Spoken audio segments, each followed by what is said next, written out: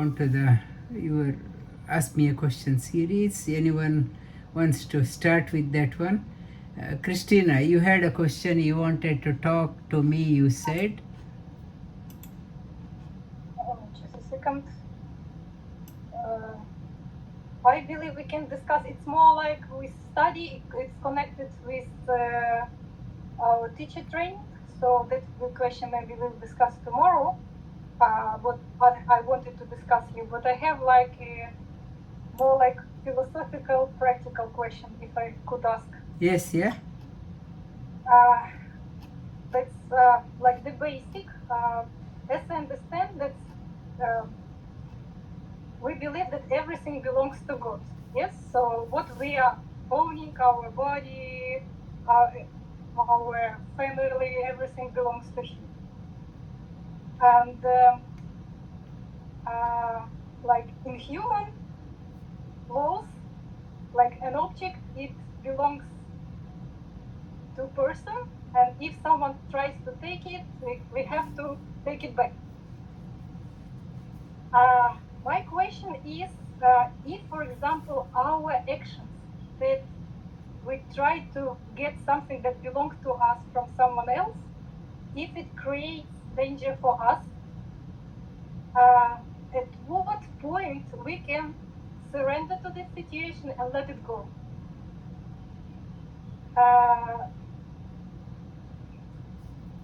Maybe because last week you talked about Shiva, and you also talked that it's the energy of destroyer is also important in our life, and sometimes if something destroyed or something taken from us, this also can be good. That also can be a new point for us to go further and achieve something. So where to find this balance? So it's our obligation to fight for what we have if it was taken from us. But maybe sometimes it's better to let it go. And Yes, it's a question. First part of the question is everything is God. Is there any free will? It's everything is belongs to Him. If there is a free will, if you take that one, yes, everything belongs to God. So what I am, should I have to do? Yes, otherwise you will slip into what is called as laziness, letharginess. What it is saying, there is the total freedom in action is there for Him. Everything happens because of Him. We have a limited freedom of it's a freedom. Our freedom in action is limited, whereas inert material, for example rock, there is no kartrutva, there is no action. In us there is an action but limited. In God there is an unlimited. Everything happens according to Him. What we have to do, you have to do, think that you have to do your role, but in the attitude of surrender to Him. Not to get attached with the outcome, but you have to do your bit. You are playing, you're playing the game of your life. As a player, you have to throw behind your heart, behind your game, but inside you know that I'm just playing. In the drama company, that I'm playing my role as a main actor, hero or villain, but I should be always aware he's the director. I'm playing, I'm not taking everything too seriously. Whatever I am now in 2024, come 50 years, what I thought this is most important, paying my mortgage is so important, having my house is most important, but come 50 years, nothing matters. Whatever I thought was important, irrelevant for the time being, appear to be very important, but down the line it is not important. but I should know, I should play the game such a way that, yes, it's so important, but down the line it's not important. You be there, not to be there. You play the game when you know that one, that person can play the game of life joyfully. Yes, I am a bit sad, I did not get something, but I will reconcile. I reconcile. That is how we have been sent here to the game of our life, with a joy. We have to play and celebrate our life, not to get too attached, too possessive, and too regret, and it's everything belongs to him. In Ishavasya Upanishad starts with saying, Ishavasya idam sarvam yatkincham jagatyam jagata. Everything belongs to him. You play your game of your life without any attachment. Not to get too hung up on something happened, some profit, some loss, not to get too hung up. Everything belongs to him. You are here to play the game. That is the life sutra. Everything, we are just in the pawn in the chessboard. We have to, as a horse, as a elephant, as a camel, we have to play the role, but he is the one enabling us to play your role, not to get hung up. It's a good question. I don't know whether I answered you, but in a way I touched upon what you wanted. Yeah. Thank you very much. Yeah. And Kushi said she can't come tomorrow. Kushi, you want to turn on the camera and talk about the second assignment you have with you? Yeah, so I think the second assignment was like potentially Yoga Sutra and like the comparison to Bhagavad Gita. I'm going to be completely honest, I didn't. And yato nischarati, what can you explain on that one? Yato nischarati manaschanchala mastiram. Manaschanchala mastiram. What does it mean? I can't remember. I just came back from work. I'm sorry, uni. I can't remember exactly, but I just had an introduction to the Patanjali Yoga Sutra. I remember asking you about like the first pada and like just what each of the padas meant. So like a lot of what I drew from was kind of from not pada. The first pada, and it's kind of about the foundation. So that's kind of what I drew from because I don't have a lot of life experience and I don't have super experience with yoga as well. So that's kind of what I like started with, and so like the topics I kind of drew from what the topics I talked about in my first assignment, which is like about detachment. So I searched up about like SGS, which is like the Pita stuff. They had stuff on Patanjali Yoga Sutra that like my mum had access to. So I was looking at that and they had separated each of the verses and like I guess the slokas in the Patanjali Yoga Sutra on topics. So like I found a topic about detachment, which is something I felt like I related to, especially when like I think, I mean it's something definitely I'm still like struggling and like I learn about is like you do your actions not to get an outcome or a positive outcome from it. So I think that's kind of what I learned from most, and I used the same kind of slokas from my Bhagavad Gita assignment. Yeah, like the slokas I've got to memorize, I think a little bit more, especially as we come closer to our next assignment and our next like thing.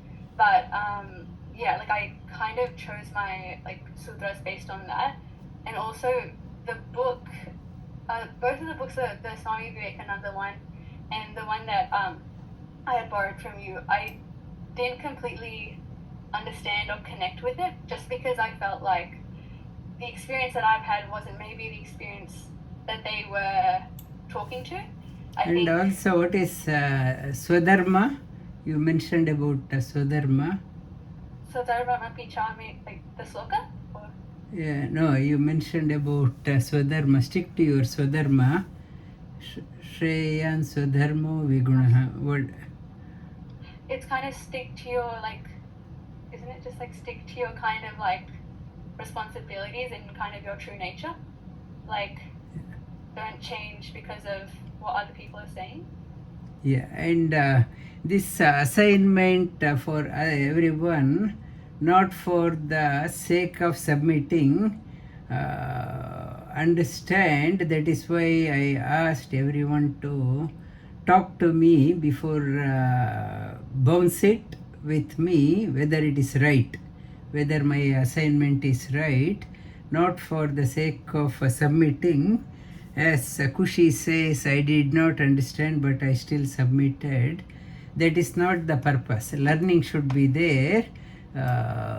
It's not a normal school where you are compelled to submit the assignment by what did you understand.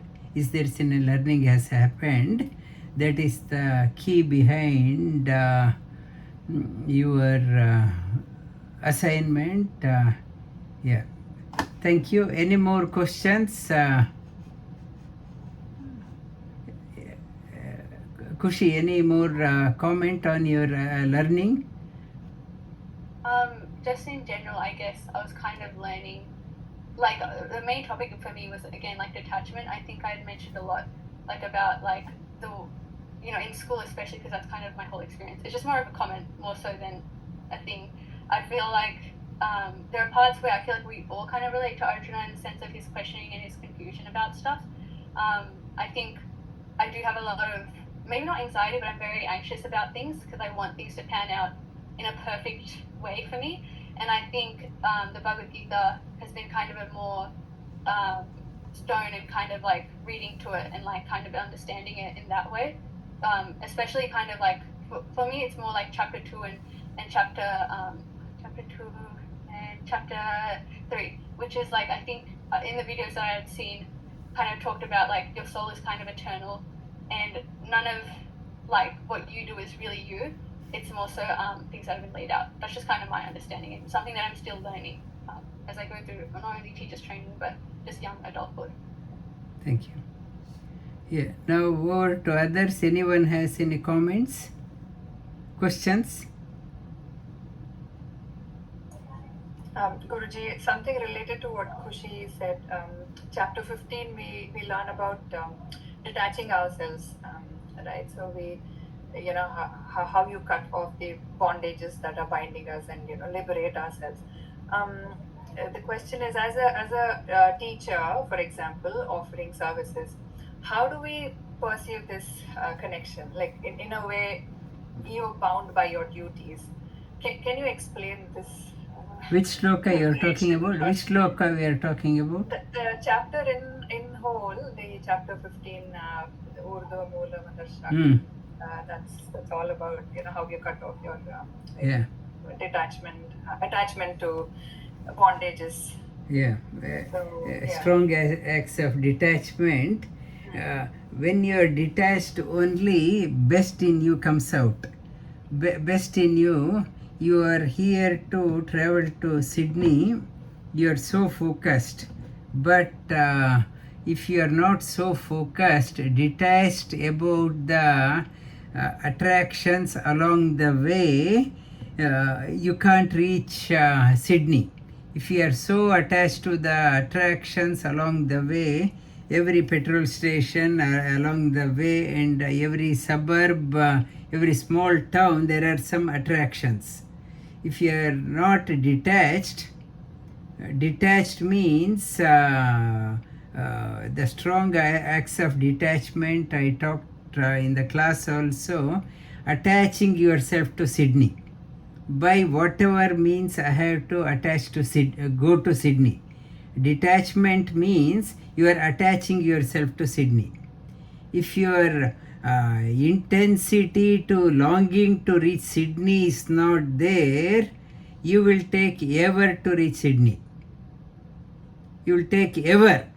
That detachment means have a longing to reach. Sumana was saying that why push teachers? They have so many things in their life. Let them enjoy their life. Yes, from student point of view, it is a rosy life, cozy life. Yes, I want to enjoy everything, and every holiday, every long holiday, I want to enjoy. Yes, but from the person who has traveled further in life, from that person's point of view, yeah, life is ebbing away. I have been through that path. It's so much of wastage in your life. So many time wasters are there. It's an opportunity to move quickly further, develop interest.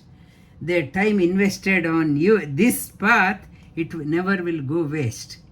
It is a two point of view. From the student point of view, yes, I want to enjoy every bit of my holiday, long weekend, everything, and I want to take it life easy, enjoy. But one who has traveled in this path knows it's so much of wasting the time. What has gone, it won't come. That teacher, when teacher is ready, student should utilize that one. When the teacher has gone, we may not find another teacher in this life. We may not find. So, what is important, the two point of view, and Sri Krishna is talking from that point of view, who has traveled further in life. If you want to travel further, get attached to that one. So, intensity naturally comes. If I, from the student point of view, there are only 10 long holidays, long weekends in Australia. Why not utilize, chill out, enjoy, and yeah, it's a long life. We have up to 100 years, long time. Yes, that also is right from the student point of view, and there is no right or wrong answer in life, but only the point of view. Point of view, Sri Krishna says, strong attachment. What you attach, you will get the intensity accordingly. If you are attached only to go to a party, your intensity in life is going up to the party. If your attachment to your life is to go to Satopant, your intensity is up to Satopant. If you are attached to becoming someone extraordinary in your life, your attachment to always thinking, what can I do? What can I do? How can I be different? How can I be different? Your intensity is life directly proportional to your detachment to the small things and attachment to the goal. How you define the goal is according to you. Okay? Yeah. Thank you. Yes, more question? Yes, Julie? Guruji, namaste, namo nama. I had a question. I don't know, maybe it's a silly. I'm a bit confused, and I want to understand the Sankhya Yoga. So, chapter 2 of Gita is based on Sankhya Yoga, and when I was doing a bit of research on Patanjali's Yoga Sutra, it talked about that it also has the principles of Sankhya Yoga. But I actually, the more I read about Sankhya Yoga, I get more confused. So it's to do with Purusha, Prakriti, but then it has got Rajas, Tamas, everything intertwined. So I actually just want to get a simple meaning of what is actually Sankhya Yoga and how it is. It's second chapter. It is though Sankhya. Another meaning of Sankhya is Samyak. It's a complete Samyak. Samyak means in totality. It covers.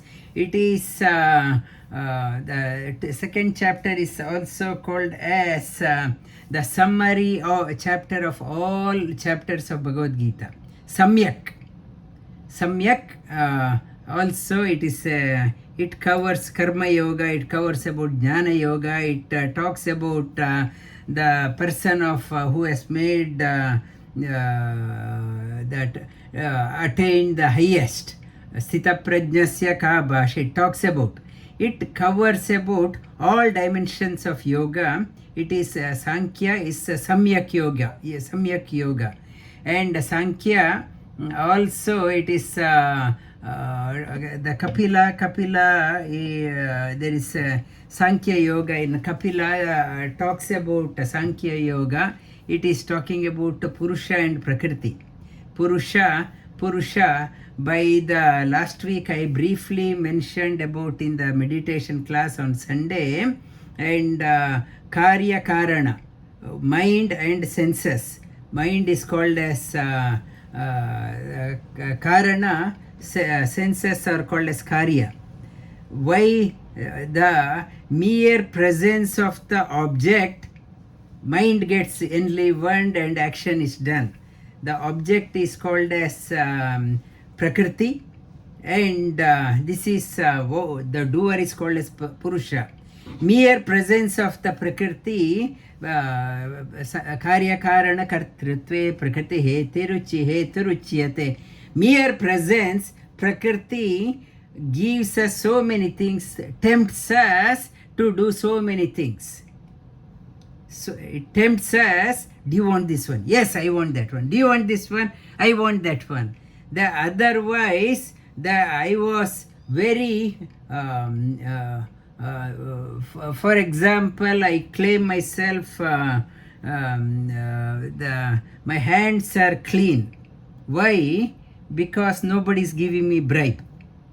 If somebody starts giving me bribe, I will grab it.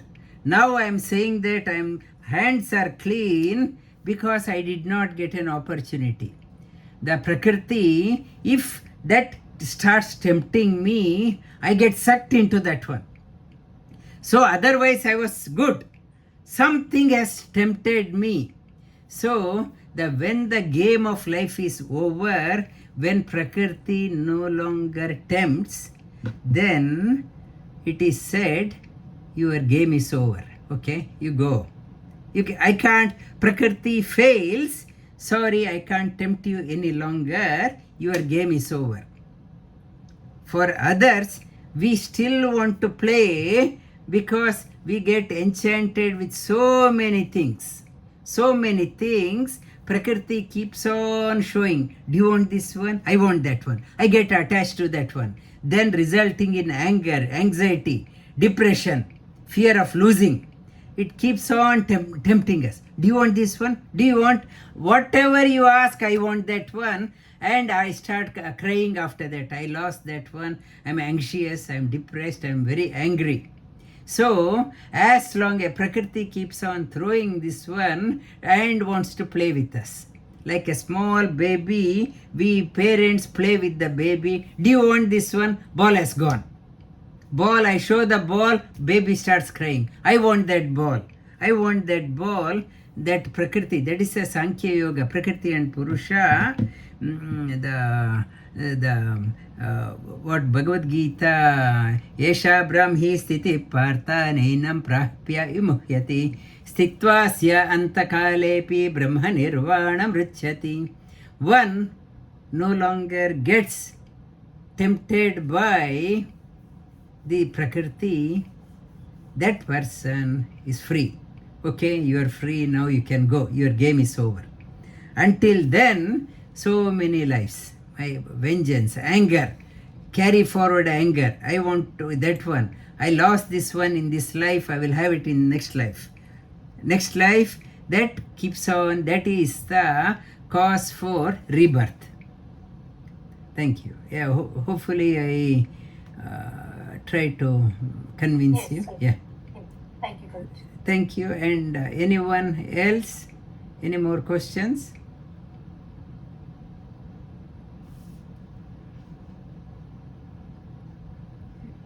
Guruji, I just... had a question. Oh, sorry. Go. No. I was saying I had a question, but after all the training teachers asked. Go ahead. Yeah, no. Trainee teachers have special session tomorrow. And yeah. It's just in connection to the previous question, I might talk it tomorrow. If I may ask, just about taking rebirth to finish off all everything we have collected so far, Guruji. we also hear about Kali Yuga being, where you actually, whatever you have accumulated is where you finish off as well. Is that true then? I mean, so in Kali Yuga, you would be taking lives to finish it off, or is it in this life itself? Like, what does that mean? There is not only one Kali Yuga. It is Brahma's lifespan. It's a combination of Satya Yuga. I talked about Kali Yuga, 432,000 years. Twice as much is Dwapara, thrice as much is Treta, 4 times is Satya Yuga. That is one circle. That type of 1,000 cycles are called as 12 hours of Brahma. 12 hours. And same amount of 12 hours he will have a night time, he will no action. After 12 hours, everything get dissolved. Come beginning of next day, morning, everything, whatever unfinished people, they will be thrown back again. Because soul, our soul also, playing the game so long from body to body, it requires rest also. After 12 hours of rest, and again next day. So 360 days is 1 year of Brahma. Again, such 100 is 100 years of Brahma. That comes to 31,104,000 followed by 10 zeros. Number of years is Brahma's lifespan. Until then, that if you are caught up, if you did not realize, you will be thrown out and in, going in and out. But the people who have gone up to Mahaloka, up to there, they have freedom to come of their choice. Otherwise, they are caught up and they keep on tossed here and there. That concept will come in the 16th chapter of Bhagavad Gita we are covering. And it is not one Kali Yuga, what I meant. It is 1,000 Kali Yugas constitute 1 day of Brahma. Okay? Now, it's where did I get this information? It is all covered in the Shastras, in Srimad Bhagavatam also it talks about. And Rita. Thank you, Guru. So my question was, what is Kevala Kumbhaka and how does one experience Kevala Kumbhaka?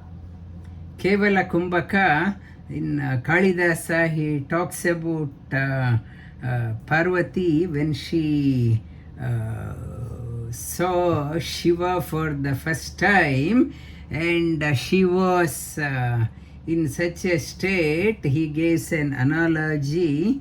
A river Ganga from Himalayas is gushing down, and it is confronted with a big mountain. So he says that river was neither moving nor stationary. That state, it was gushing down, all of a sudden obstruction is there. River was moving in the same circling around, but it is not stationary. But is it moving? It is not moving forward. So Kevala Kumbhaka is the state you are effortlessly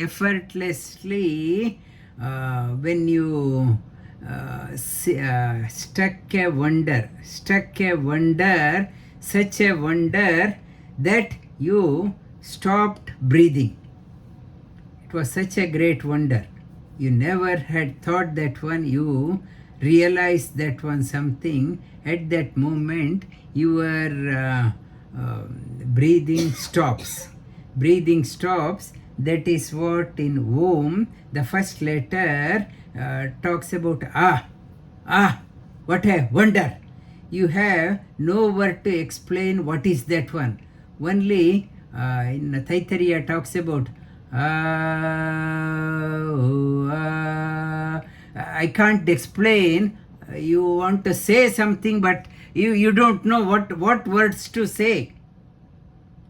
The words have fallen short to explain that one, and you open your mouth, you try to close your lips, or you are opening again. You don't know where to start, where to end. At that, when it happens, your breathing stops naturally. Your breathing is paused. It is not a forceful stopping, not closing the nostrils. At that point, it is called as Kevala Kumbhaka, without natural stoppage of breathing. When a person dies, it is an unnatural stoppage of breathing. Here, natural, when that moment, Parvati, when she saw the Shiva, her breathing had stopped. That Kalidas mentions, says, when you experience something beyond imagination, you are neither inhaling nor exhaling. That is Kevala Kumbhaka.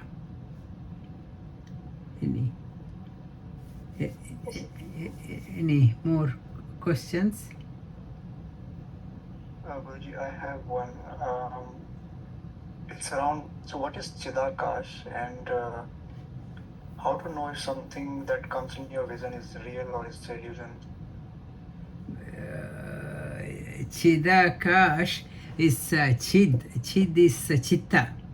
Chitta and Chetana. Chitta is personal expansiveness. You feel the unlimited, you have broken all shackles in your life. Experience, your life becomes a celebration. Now every step is a bondage, every step, everything is a struggle in my life. When you experience that one, inner freedom, you experience, you have broken all shackles in your life. The Chida Akasha. Akasha means Avakash. Avakash, infinite opportunities. Chid. Chit means Chit. Mana, Buddhi, Ahankara, Chitta, Chetana. In that expansiveness you discover within. You feel no boundaries within. Ocean, you experience the ocean of joy from within. Today I talked about in the class also, who's that Parvati's daughter. It's take me to the ocean of joy, I added. Is that one, when it happens, that Chidakasha, you have broken all limitations. And whether you are experiencing, you know that one, whether you have experienced or every step is a struggle. Yeah. And any more? Sorry, Guruji. I had one. I think in regards to Nisha's question, you mentioned like about detachment. You mentioned that teachers and students have different standards, and I guess, sorry, I'm not sure if you can hear me. But yeah, and then my question in regards to that was, where do you draw that line? Because some teachers are teachers in some disciplines, but it's students in other disciplines. So like that was kind of my question. Like, I don't know, that was just kind of my question. Where do you draw that line as to what standard to hold a teacher to and a student to, when someone can be a student in one aspect but a teacher in another? Yeah, can you rephrase the question? You mentioned that like the teachers and students have different standards. No, I mentioned from the one who has traveled further and one is right in the beginning. And your question is where to draw the standard. Standard, always aspire to excel in your life. You have a role model in your life. Have a role model and set your goal high enough to inspire you to travel further. If your friends are ordinary, thinking ordinary, your goal also, what you reach, the destination you reach also will be ordinary. Ordinary. So best is, you can have two things. One is a very lenient teacher, doesn't say anything, do whatever you want, you will get 100 out of 100. Or a teacher sets a high bar for you. It's a high bar, though appear to be very tough and challenging, difficult, but in a long run you appreciate.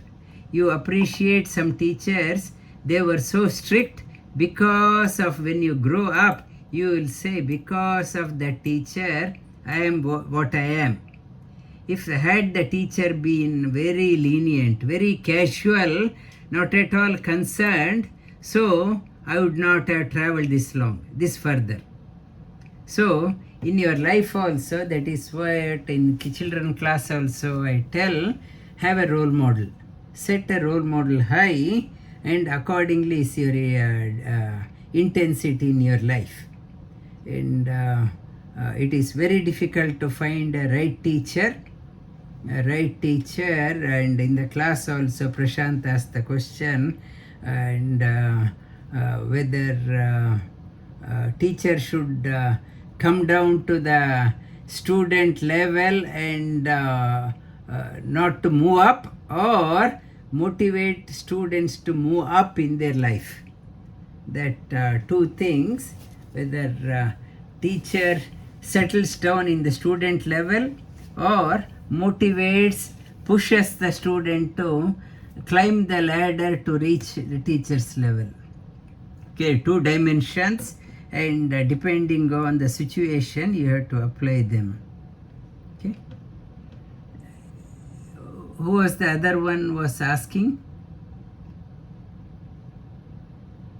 Lakshya, you have any question? Or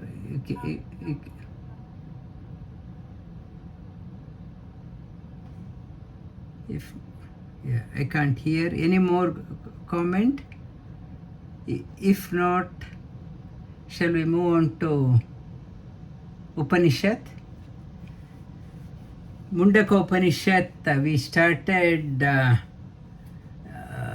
few weeks back. Last week, week before, we touched upon Hiranmaye Pare Koshe Virajam Brahma Nishkalam Tat Shubram Jyotisham Jyoti Tadedatma Vido Viduhu. Hiranmaye, whatever alluring, whatever tempting is there, beyond that one is there the supreme, the all-pervading things. It is urging us, go beyond. I talked about, Julie asked the question, Prakriti and Purusha, whatever is tempting, even the sun. Sun also, it is, how long sun can illumine our life? Only in the daytime. It cannot illumine us in the night time. So, sun is not a permanent guiding, it cannot guide us forever. Sun can guide us only for a short duration in the day. Beyond that one, Brahma Nishkalam. Tat Shubram Jyotisham Jyoti Tad Yadatma Vido Viduhu. Beyond that one, there is impeccable light of all lights, ever pure, is there.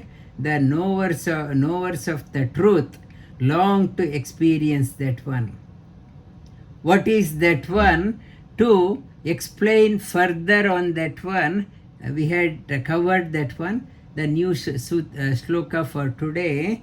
Here it is talking about the sun can illumine us only 12 hours a day in the daytime, and what about in the night time? We can say now the full moon is approaching, Holi is coming. What about moon?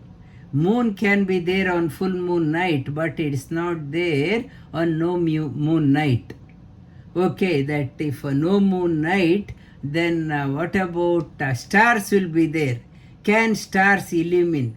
Stars can illumine only on the no moon night, but if it is sky is covered by the cloud, I can't see the stars. Even stars are not permanently cannot guide me. If it sky is covered, stars cannot guide me. So if the cloud is sky is covered with the cloud, can the lightning illumine me? The lightning, it's only for short duration, and so outside things cannot illumine. What about I come home and light up a lamp, the lamp inside, will it illumine me? That small jyoti will it illumine me? Here the shloka says, even the permanently sun cannot, he can't depend on, and the sun in the sky, nor moon in the sky, nor the stars, nor the lightning, nor the Agni in your kitchen or in the altar, the lamp. You cannot depend on them. Na tatra suryo bhati na chandra tarakam. It is, repeat after me. Na tatra suryo bhati Na tatra suryo bhati na chandra tarakam. na chandra tarakam Nema vidyuto bhanti nema vidyato bhanti kutoyam agnihi kutoyam agnihi tameva bhantam tameva bhantam anubhati sarvam anubhati sarvam tasya bhasa tasya bhasa sarvam idham vibhati. sarvamidam vibhati. It is talking about this. He has given 5 references: sun, moon, stars, lightning, and fire. These all 5 are illumining because of that light. Because of that light, all these are illumined. That light illumines everything. All these 5, not only all these 5, illumines everything in our life. Illumining everything. Ask the question, how do you see? One student said, I see through the eyes. Eyes, in the daytime I see through the eyes. In the night time, how do you see? Moonlight, or in the lightning I see. And when there is pitch dark, no lightning and no stars, it is covered everything, then one says, I am able to perceive because of the light in my heart. When the light in the heart is there, everything comes to my cognition. When that light has gone, I can't perceive anything. That is why dying person, they go near that person, they ask the question, do you recognize me? That person not responding. So they pinch him, can you feel? No, that person is not responding. The senses have shut off, eyes cannot see, and doctors open the eyelids and put the torch. Lids are not blinking. They are concluding that this person is dead. So the last faculty leaves the body is from the ears. That is why people go near the right ear and say the sacred mantra. May this soul hear the parting message from me and go. It's the last message. They do the chanting of Rama mantra or Vishnu Sahasranama, some positive. This is the last parting message from me. Hear that one and go. So this because of that light, everything is illumined. Seek that light. Not to get tempted with the secondary thing, they themselves are dependent on that one. When everything, brilliant things are dependent on that one, why you also not to seek that one? Seek that one. When you seek that one, you also become brilliant in your life. You also become the next sutra that flowing on that one. It is the Supreme Lord alone was there before.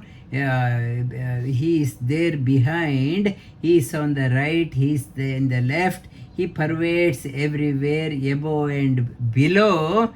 This universe, Supreme Brahman, all pervading, he is within also.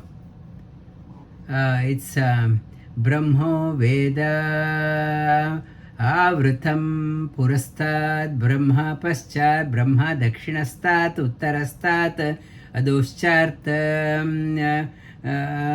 then Brahma Veda Vishwaidam Varishtam. And in the similar to Bhagavad Gita, Arjuna explains that one. Nama purastadata prishtataste namostute sarvata eva sarvam anantaviryam amitavikramasthvam sarvam samapnoshi tatosi sarve. Arjuna realizes that one, you are everywhere, front, back, side, up, down. Here in the Vishwarupa cosmic form, Arjuna experiences that anubhuti, that experience. Mundaka, whatever Mundaka is talking about, Arjuna also experiences. And we will start the new chapter. We'll just start. It is a very interesting shloka, and we will expound further next week. Dwa Suparna Sayuja Sakaya Samana Vriksham Parishasvajate Tayoranya Pippalam Swadvati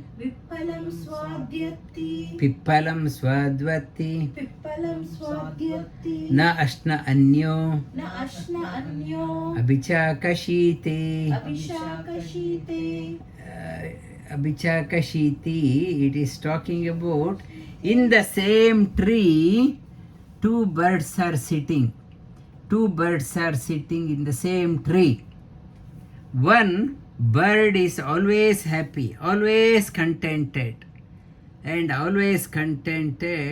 whereas other bird eats that fruit a bit and not happy, jumps to the next branch, eats something, not happy, eats something, not happy, keep on jumping from one branch to another in search of the joy, eating all fruits but still not happy. But other bird, it looks out after many jumping onto many branches, realizes, looking at that bird, how come that bird is always happy, not eating? I have been eating everything, name a thing I am enjoying, but still I am not in joy.